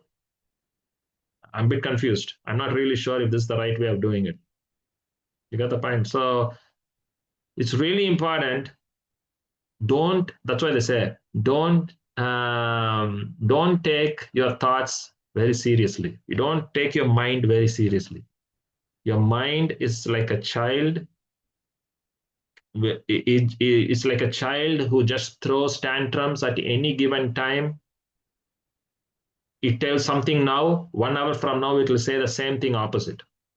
And if I start to believe this mind and the feelings which comes out of it, I'm angry now, talk rubbish. After 1 hour, I ask the same guy, you'll see like I feel so bad. I don't know why I spoke this to him. The same mind will say that. And finally, you wake up next day, the same mind will scold you. You are an idiot. Are you a devotee? I mean, like, you are chanting Hare Krishna. How can you speak like this? Next time, you don't even deserve to go to that program. You don't even deserve to go. And if they give Mahaprasad, you don't deserve it. You are not a devotee. And you'll like, the same mind will tell you that. And I'll think like, yeah, I'm not a devotee. Oh, I'm depressed now. Okay, I'll walk there. Someone will glorify you that time only when you go, Prabhuji, such a Param Vaishnav, give you a kripa to me. I'm like, oh, idiot. I'm so depressed here and you're telling I am to give you kripa or what? So this mind is crazy. So that's why I'm saying you don't believe in your mind. Don't take your mind serious. Okay. Whatever comes from your mind, you have all the rights to put a full stop, disconnect yourself from the thoughts, put it on the table, use your intelligence, rationalize, spiritual intelligence. Okay. Is this right or wrong? If I don't have that intelligence, it's not wrong. Just call someone who has that intelligence. Maybe someone whom you believe, right? Someone you have a personal touch, a faith on. Say, Prabhuji, Mataji, I'm just confused. Is this the way to do? It's no harm. Yeah, I know what will happen. False ego will come. We're like, that Mataji, as if she is a big devotee. She is even screwed up than me. Like, why do I need to call her? Okay, this Prabhuji, this guy the other day, he was shouting and yelling at me. He doesn't even deserve my phone call. Okay, I think there is no one who deserves my phone call. So you know what? I'm the Paramacharya. I will make my own decision. Boom, full down. Guess what? The mind will think, good boy. Be my dog. Don't go to program, okay? Go home. This is all the trick of mind, isn't it? See, there is no one in the planet, okay, who is pure. In my eyes, I'm saying, right? Even my own guru, I will start finding fault if I stay with him for 1 straight week. Yeah? If I stay with him for 5 nights, 5 days straight, call me on 6th day, I can give you some mistakes he does. I can give you. Why? Because that's the purity of my mind. It can find fault even from a pure devotee. Who are you? Who am I? We both are anyway. We are all faulty. To find fault, it's like a 5-minute job, right? So we don't work like that, right? No one is pure. All we are looking after that. If someone has just walked 2 steps ahead of me, 1 step ahead of me, and I genuinely feel like I can have an emotional relationship with this person, is because that guy can actually respects me. I respect him. We have a mutual friendship, and I see that he has walked 2 steps ahead of me in my spiritual life, and there's no shame to go and have a conversation, right? I'm not talking to go and open up your bank account and ask where do I invest my money. That's a very personal question. But a gentle talk, like, I'm confused. Do you think you have any words, any ideas, any insights which can help me to make a decision? It's no wrong. It's the mind who makes me feel that, oh, if you go and talk, your pride and ego will hit the rock bottom. You will feel like you are useless. Oh, I'm no good. It's again, that's what I'm saying. You need to disconnect from the mind. Whenever these kind of evil thoughts come, it's you, it's the Atma which we have. It's I. It's my duty to make sure this mind is not giving me the right advice, and I need to investigate. I can't take this mind for serious. And then you need to literally scan the whole conversation, what the mind is telling you, use the intelligence. And if you don't have, take the guidance. So, but that's what I'm saying. Even for taking guidance, the mind will throw the words, and all the bad words, all the false ego will come. But because you're seeing your mind is saying all this, you can still question that. Yo, what's the problem if I ask this devotee? Yeah, maybe I look bad, but at least I can make a decision out of his experience and knowledge. What's shameful of that, right? I'm not gonna share my horoscope and share all my personal stories. I'm just gonna have a normal conversation. So what's the big deal, right? So it's the mind who tricks us, who basically tricks us. One of the best strategies. My Guru Maharaj used to say this. The best strategy, the number one strategy of mind is Maya. He says that the number one strategy of Maya is isolate the person. Isolate the person from people who can influence him, which is devotees. And once you isolate the guy, you can punch him like anything. That's the power of Maya. Maya's job is that only. Her first job is to disconnect you from service and association of devotees. Once you're isolated, you will naturally become weak.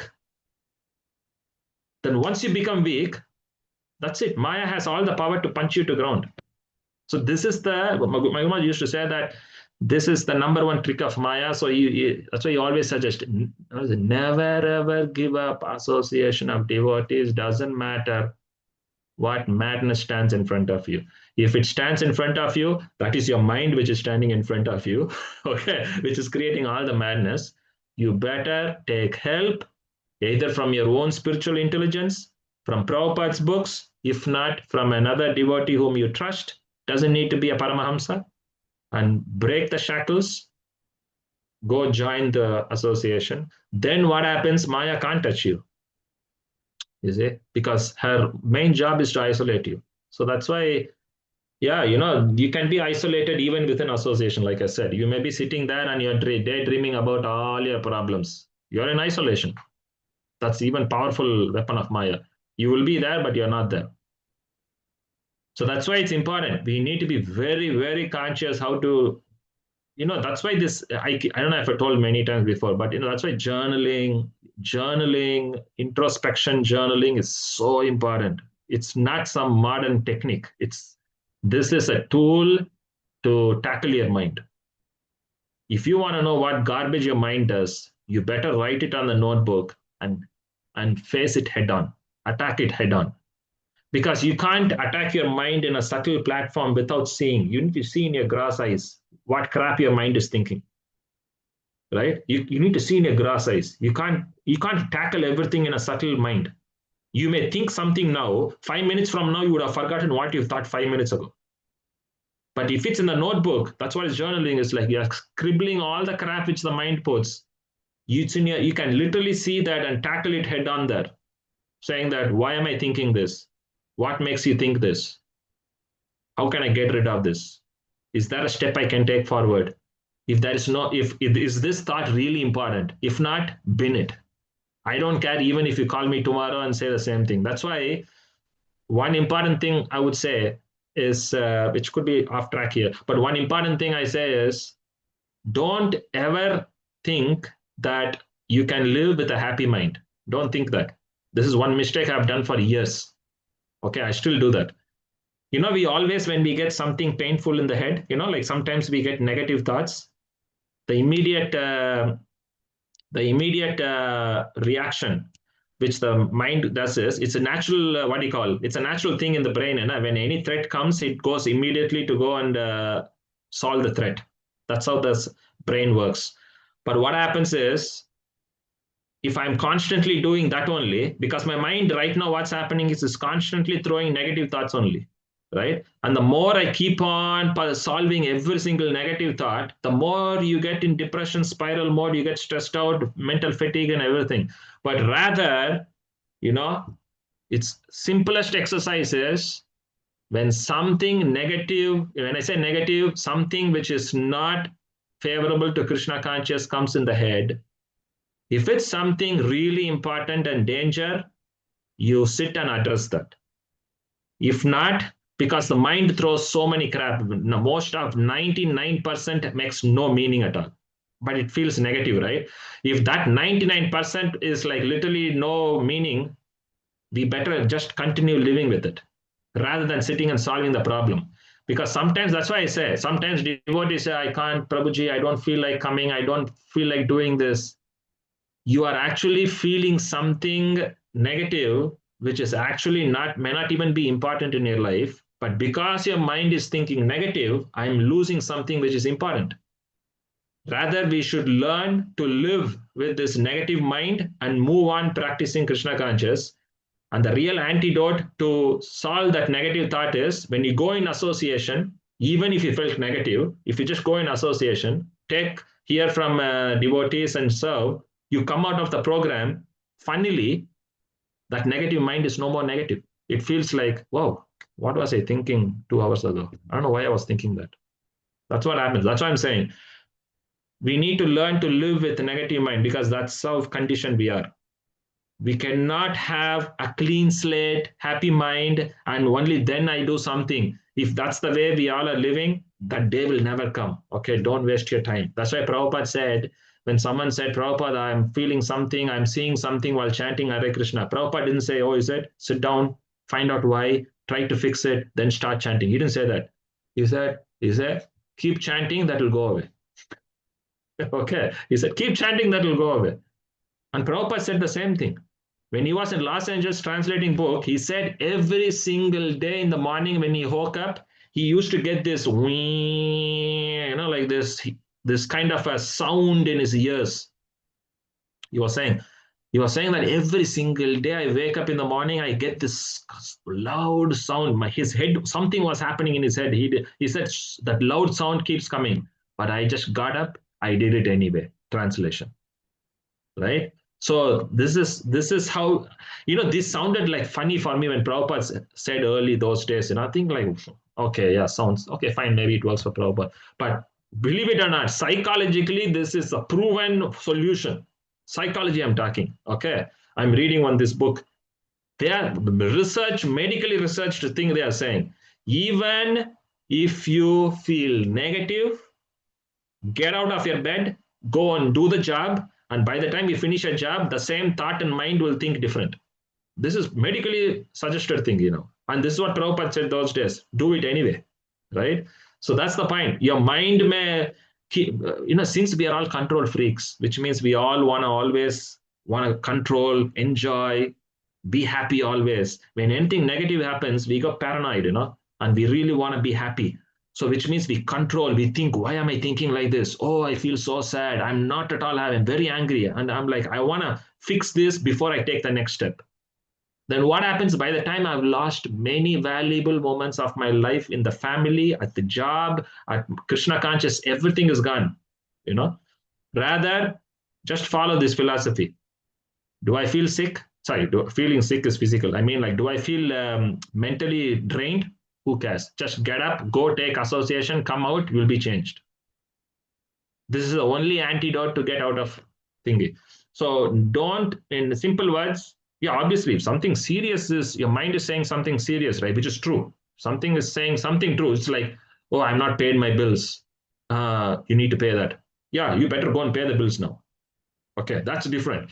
What I'm saying is like, oh, that devotee, oh, you know what, this one, you know what, he saw like this, oh, you know what, I heard this, oh, you know what, I have to do this, I think I can't, I'm not good enough. These kind of useless thoughts. These are like meaning nothing. It's zero waste. Medically said, these guys are psychologists saying if these things come, park it all, don't even associate yourself with those thoughts, associate with the right things which you want to do, which is let me go, do action, which is serve Krishna, take association.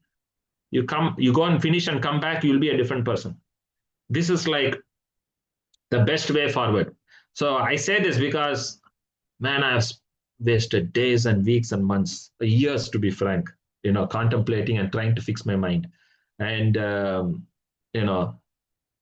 I'm never won my mind all these years. But whenever I do this technique, do it anyway. Who gives a damn, right? Funnily, by the time I finish the job, my mind is thinking totally different. Then I literally laugh at myself, like, what was I thinking about and why was I so paranoid about it? And these guys are true. It's medically proven. And then only I remembered, wow, what Prabhupada said is true. I mean, like, he said, just do it anyway. I didn't even listen to him then.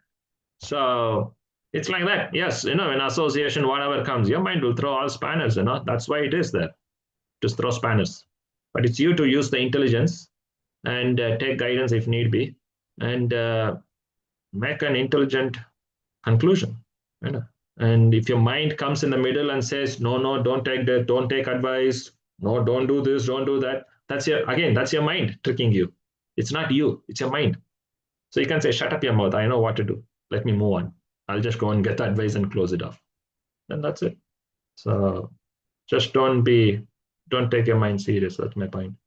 And try to learn to live with your mind, negative or positive. Just live with your mind. Don't take it serious. The more we engage in that, then chances are we can take shelter of Krishna more. That's the point. The more, this is where the concept of surrendering to Krishna comes. If we, because we are not looking to pacify my mind to be good, or we are not in a project to make my mind happy. We are not in a project to make our senses happy. The concept of mind and senses will always be happy today, miserable tomorrow. This is how it is going to be anyway. You like it or not, this is how it's going to be. You may spend 20 hours today, and by the time you sleep, you feel happy. Tomorrow morning, you wake up, someone will tell you something, and again, it'll whole spiral start again. So this is for 100% going to be like this. No one can stop that. So that's why our prayer is, like it or not, let me just do it anyway. Let me keep on serving you, Lord Krishna. Please help me in that. I don't want this mind. I don't want to be influenced by this mind. I don't want anything which stops me from serving you. And I take shelter of you. Please help me and protect me from this cruel mind. Right? So what happens is, Krishna will help you. So this is what taking shelter. We take shelter, surrender, do it anyway. Action is important. We just do it anyway, even if I am paralyzed, mentally speaking. Okay. So again, please don't think I do this. all I'm saying is, this is what we need to basically battle every day. This same thing. I talk today, tomorrow morning I will say the same thing. I'll have the same fight in my head. So like Prabhupada said, till you die, it's going to be there. So, but this is the basic philosophy. We need to keep fighting. For God's sake, don't what do you call it? Don't believe your mind and just go with whatever it says. You will lose your life. So because the agenda of the mind is that only, to take you off track. So don't believe that. So that's the point, eh? So try to. I thought, I had that thought today actually. Good, this, yeah. So yeah, you just need to see if you can. I mean, you can say this. I didn't say. I mean, like, there's a way to say this anyway. I just blabbered. But anyhow, the point is simple. Just don't take your mind and learn to live with it. Take shelter of that. And I think that's where this sloka is there, in Bhagavatam somewhere. In 11th, 10th canto somewhere, it's there, like it says that glorious are these devotees who keeps serving even amidst all the challenges in life, and they take it as is their own karma, and they keep praying and serving you, and those are the people surely come back to Godhead. Do you know? Well, if you don't know, this is one very famous sloka, somewhere in 10th canto, 9th canto, somewhere.